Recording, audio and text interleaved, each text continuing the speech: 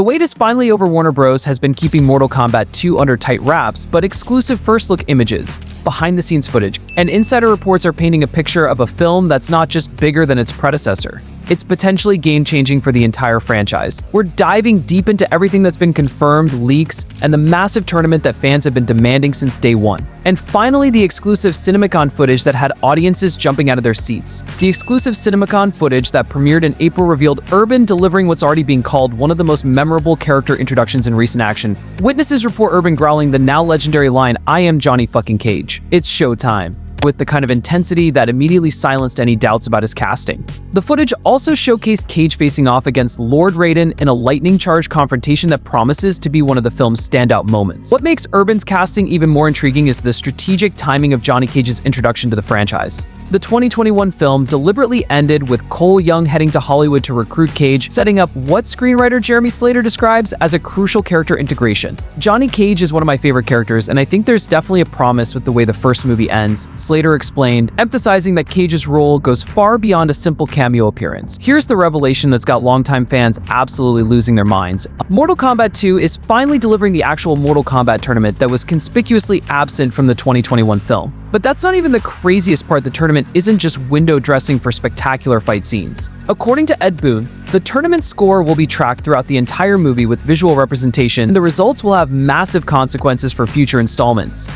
There are huge consequences, Boon revealed, confirming that the tournament structure will fundamentally shape not just this film but the entire direction of the franchise moving forward. This isn't just fan service, this is Warner Bros. Committing to the core mythology that made Mortal Kombat a cultural phenomenon in the first place. The tournament format allows the filmmakers to showcase the expanded roster of fighters while maintaining the high stakes that define the Mortal Kombat universe. Screenwriter Jeremy Slater has been particularly vocal about the challenges of incorporating the tournament format while managing a cast of over 20 recognizable characters. It's very easy for these things to become 3 to 4 hour sprawling epics, so you always have to be judicious in cutting things down. And what's the emotional story we are telling? Slater explained in a recent comic book interview, a carefully orchestrated tournament structure that gives each character meaningful moments while building toward the film's climactic battles. The tournament's implementation also addresses one of the biggest criticisms of the 2021 film. Fans felt shortchanged by the lack of the iconic competition that defines the franchise, and Warner Bros. Clearly listened. Industry analysts are predicting that this course correction could help Mortal Kombat 2 potentially become the highest-grossing film in the franchise's history, with some estimates suggesting it could surpass the original 1995 film's $122 million worldwide total. The character roster for Mortal Kombat 2 reads like a fan's dream come true, and the strategic casting choices reveal a franchise that's thinking far beyond a single sequel.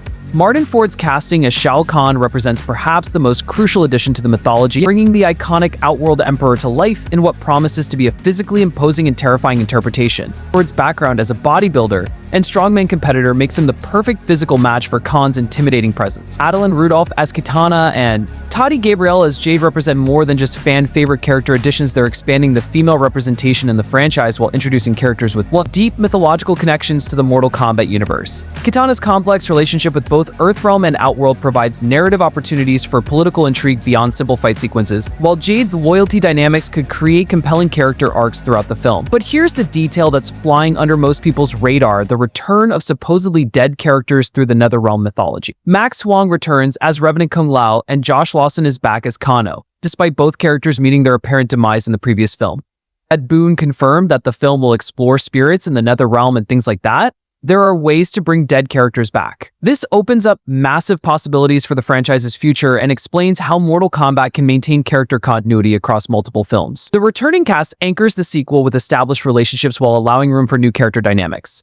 Louis Tan's Cole Young remains central to the narrative, but the expanded roster means he'll be sharing screen time with a much larger ensemble. Hiroyuki Sanada's Scorpion takes on what Ed Boon describes as a different role in the sequel. He's not part of the Super Friends trying to defeat Shao Kahn, but his appearance is key and it is very essential for certain parts. This suggests a more complex character arc that could surprise longtime fans. The production journey of Mortal Kombat 2 reveals the studio learning from the first film's successes and addressing its shortcomings head-on.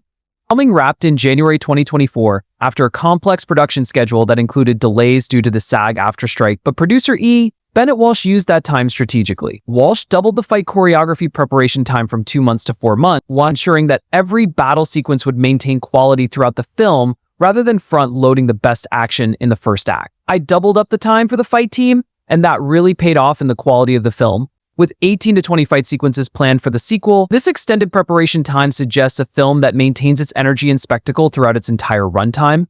The film's official R rating confirmation has sent shockwaves through the fan community, with the Motion Picture Association citing strong bloody violence and gore and language as the reasons for the adult rating. This represents an escalation from the 2021 film's R rating, which was only for strong bloody violence and language throughout, and some crude references. The addition of gore to the rating suggests that Mortal Kombat 2 is embracing the franchise's brutal fatalities with even more intensity than its predecessor. Producer Todd Garner has been strategically teasing production details through social media, revealing glimpses of elaborate sets including what appears to be the Netherrealm, Baraka's prison cage, and various combat arenas. These behind-the-scenes reveals suggest a production design that's significantly more ambitious than the first film, and with practical sets and locations that ground the supernatural elements in tangible environments. Here's where things get absolutely wild, and this might be the most significant development for the franchise's future.